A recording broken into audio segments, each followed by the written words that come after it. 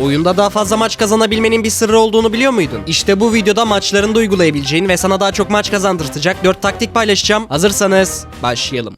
En önemli taktiklerden biriyle başlamak istiyorum. O da süper döndürme. Bazen agresif bir savaşçı oynadığınızda burada süperim olsa herkesi keserdim dediğiniz bir durum hiç oldu mu? Muhtemelen Karl, Feng gibi karakterleri oynarken çoğu zaman oluyor. Fakat bu tarz savaşçılara has daha hızlı bir süper kasma taktiği olduğunu söylesem, muhtemelen çoğunuz bu savaşçıları oynarken ilk başta süperi kullanıp içeri dalıyor ama daha sonra bir daha süper döndüremediği için ölüyor. İşte biz burada o ikinci süperi döndürebilmek için ilk süperi atmadan önce bir tane otomatik saldırı atıyoruz. Örneğin Karl'dan bakalım. Burada dalmadan önce bir tane otomatik saldırı atıyorum ve kazmam rakiplere değmeden önce süper basıyorum. Gördüğünüz gibi o attığım balta sayesinde süperimin bir kısmı dolmuş oldu. Veya Feng'e bakalım. Süper basmadan önce bir tane otomatik saldırı atıyorum ve saldırım değmeden hemen süperimi kullanıyorum. Başta attığım saldırı değdiğinde de süperimin %25'i dolmuş olacak. Ardından çok rahat rakipten herkesi kesebiliyorsunuz. Tabi anlattığım bu taktiği başka savaşçılarla da uygulayabilirsiniz. Mümkünse süper kullanmadan önce hep bir tane otomatik saldırı atmaya çalışın. Şimdiki taktiğimiz de hesaplaşma oyuncuları için. Bu oyun modunda maç kaybetmenizin sebebi çoğu zaman yanlış pozisyonlarda